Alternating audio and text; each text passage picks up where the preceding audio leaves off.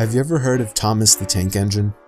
If you've been around little kids between the ages of 2 and around 7 or so, I'm sure you have. My son adored Thomas so much that he could name every single train, knew what color they were, and even the number that they had painted on them.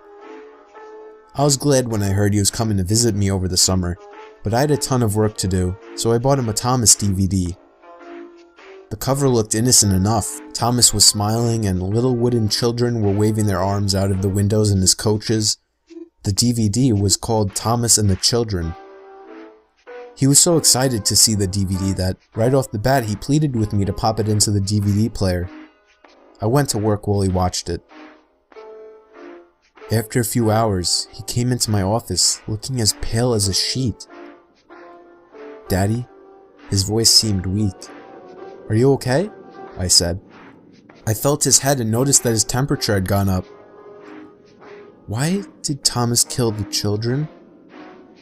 My heart sank like a stone, but I brushed it off. "I'm sure Thomas didn't kill the children," I reassured him. "Now you need your rest and some medicine." I gently pushed him toward his room. "Come on now." After putting him to bed, I got curious as to what he had seen. I popped in the DVD and began to watch the episode play. There was no main menu like most DVDs. It just went straight to the episode. It seemed normal enough.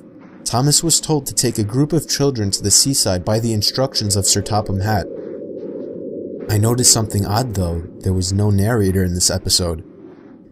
The episode then showed Thomas picking up the little wooden children and showing every single one of them climb on board.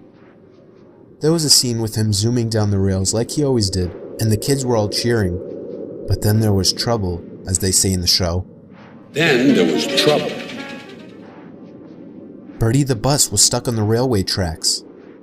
This is when the episode got strange. Bertie stared at Thomas in fear, but the little blue wooden train just smiled and sped up. What was even more disheartening is that he started laughing. The kids were crying now, and little tears could be seen painted on their faces. Thomas crashed into Bertie, causing pieces of them to go flying everywhere. Usually by now the narrator would say, "And luckily no one was hurt," but there was no reassurance for kids. The episode then showed the carnage on the inside of the coaches. Wooden limbs were broken off, what looked like actual blood had been splattered everywhere. Heads had been ripped off from the bodies of the wooden dolls, and worse yet, the children still had tears upon their faces. Everything went to static. After that, I felt myself boiling over with anger. What sicko would create something that messed up for little kids? Then I paused the static. Messages started to appear on the screen. Disturbing messages like kill, obey, multiply, and die. I watched the static for over an hour and noticed at least 30 different messages. I threw the accursed thing in the trash after breaking it in half. I would not expose my child to any more of that trash. Before going to bed myself, I checked on him. He was happily asleep and snoring, clutching his teddy. I had nightmares from this.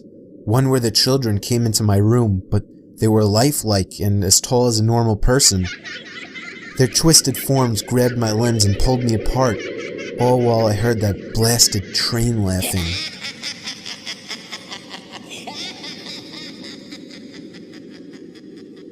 Now I have woken up, covered in blood, knife in hand, and I'm too afraid to go check my son's room.